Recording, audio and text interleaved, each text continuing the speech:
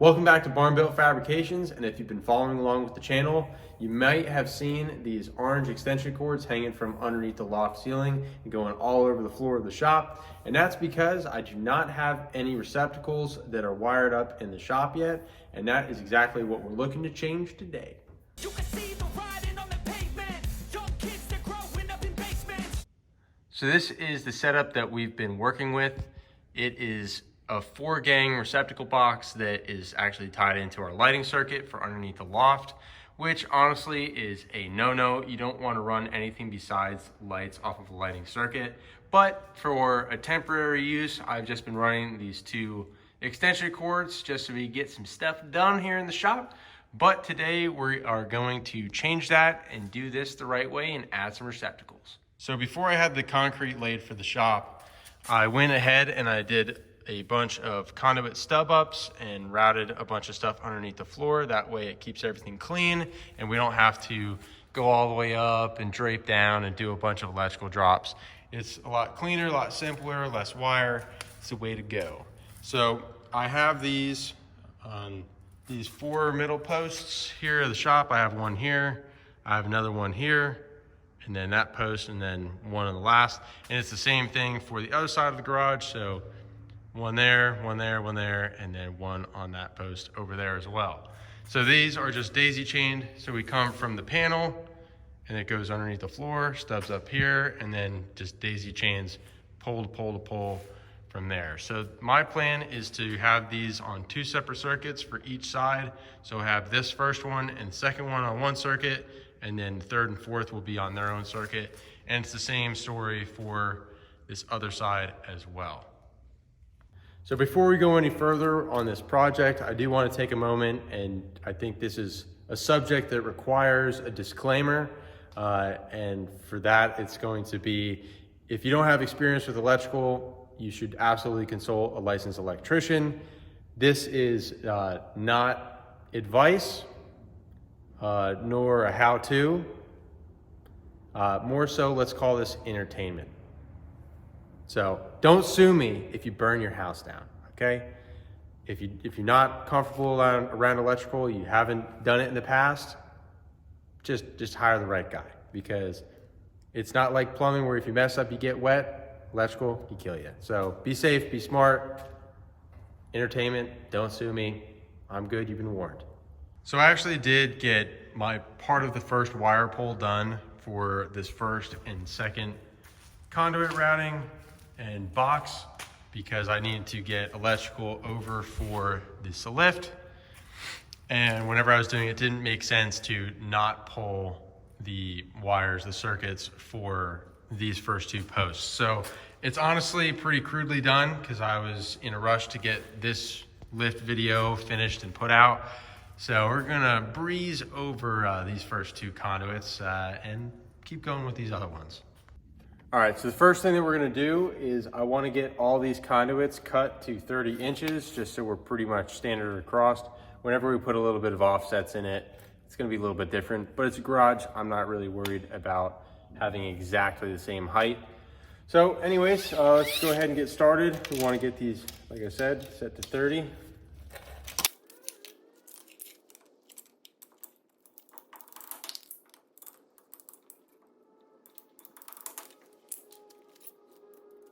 All right, so now that we have both these cut to 30 inches, we need to have our box, which in my case, I only had 1 3/4 knockout. We're using 3/4 conduit and fittings. So I had to use a knockout set, and I knocked out another 3/4 hole. So now that we have that, we can set it up here, make sure we got it pretty close. And then we'll take our fittings. You need male fittings with a lock ring.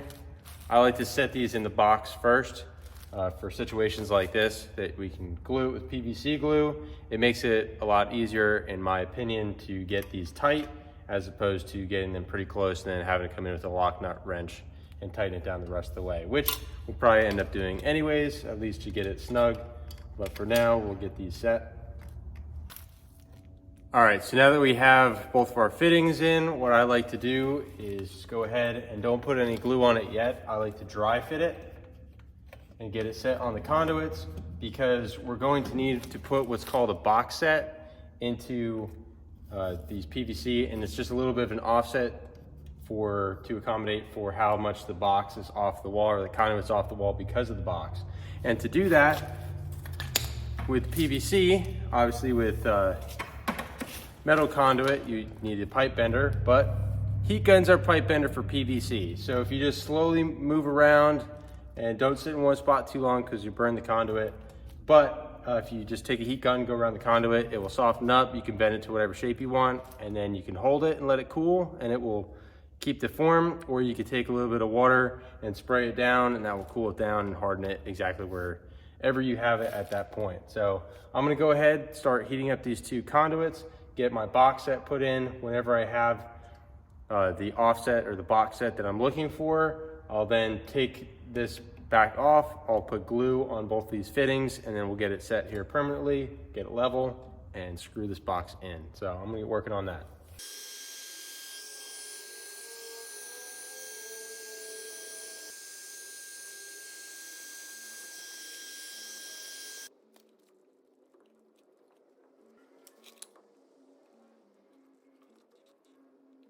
We got our first box set complete. You can see it's just a tiny little offset back there, just enough to accommodate for the box, i.e. why it's called a box set. And with that being said, now that we have that done, we'll go ahead, we'll pop off this box, we'll get these fittings glued on, set it back on, screw the box on the wall, make sure that we're level. We're pretty close right there. And then we will move on. All right, so now we have this fully glued on.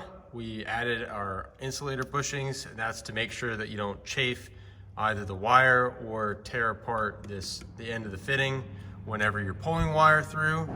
And then it's also important to make sure with anything with the metal box, make sure you add your bonding wires to make sure that you don't get shocked, because that's not fun. But we are all nice and level, box screwed in, have all this set. So now I'm gonna move on. I'm gonna get the rest of the boxes installed. I'm not gonna show all that just for the sake of not having a super long video, seeing me do the same thing over and over and over again, but I'm gonna be doing this, what you just saw me do, for the remaining posts. And then after that's done, we'll get the wire pull done to get the wire pulled through, and then we'll come back, probably not today, more likely tomorrow or the day after. I will come in and I'll do the trim out. We'll get the receptacles put in and all that wired up and do all of our splicing.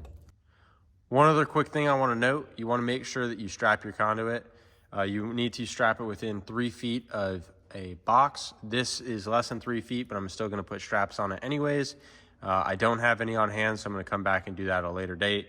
But that's wrong on me for the installation, but I will be coming back to fix it properly. Just keep that in mind. Make sure you strap things.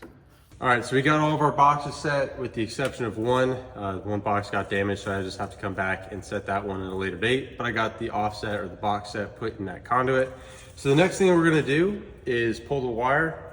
And to do that, what we're gonna do is use a little trick. This is called a rat's tail. What you do is you take the corner of a plastic bag and you cut it off, and you take some jet line. You could also use string, but it's gonna be a little bit thicker, a little bit more difficult to use.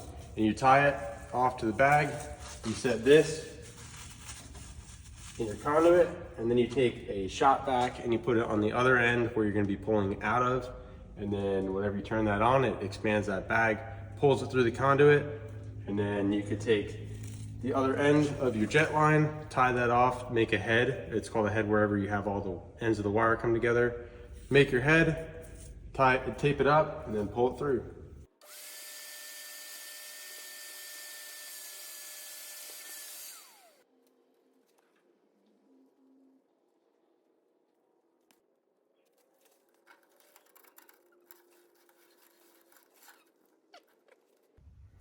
All right, so we got that first wire pull done. Now we got to get the rest.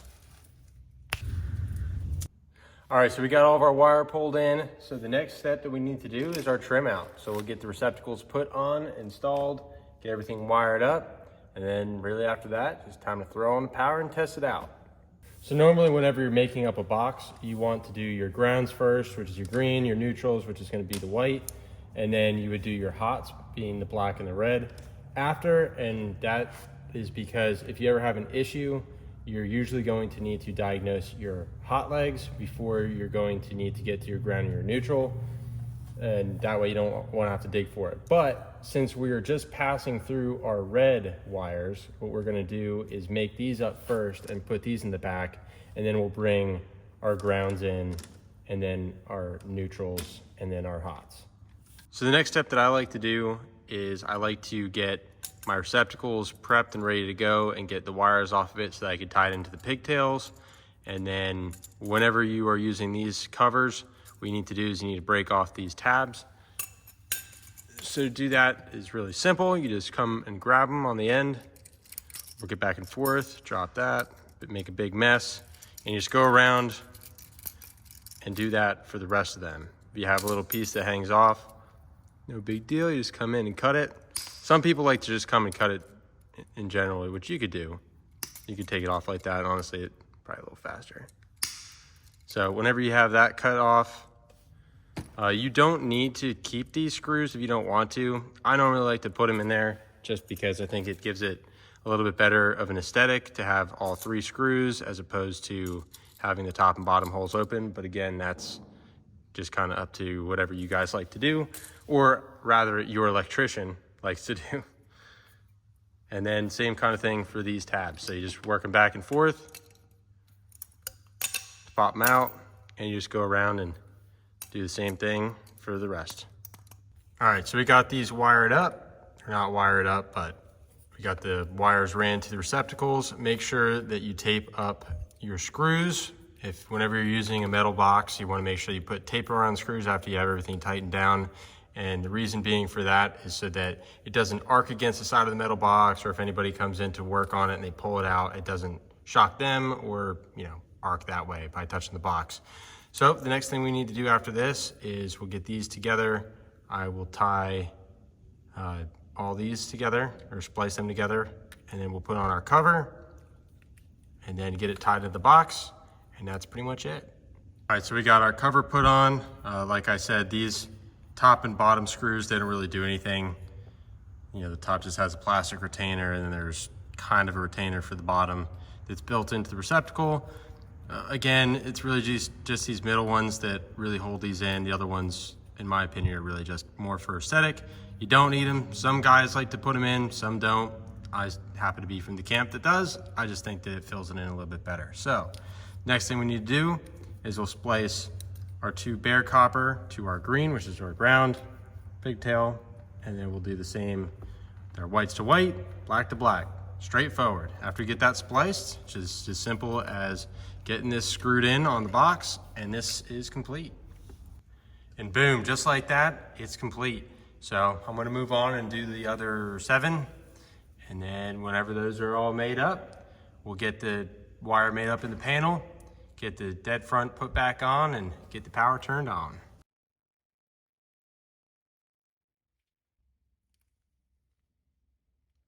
All right, guys, so it's gonna be another job complete. Certainly happy to have some permanent power out here in the shop and not have to run off of that lighting circuit underneath the loft, as well as not having to run into a bunch of hanging extension cords when I come in through the door. So thank you guys all for watching. You guys get outside, get wrenched on something, piss off your neighbors, disappoint your mom, and until next time, keep on keeping on.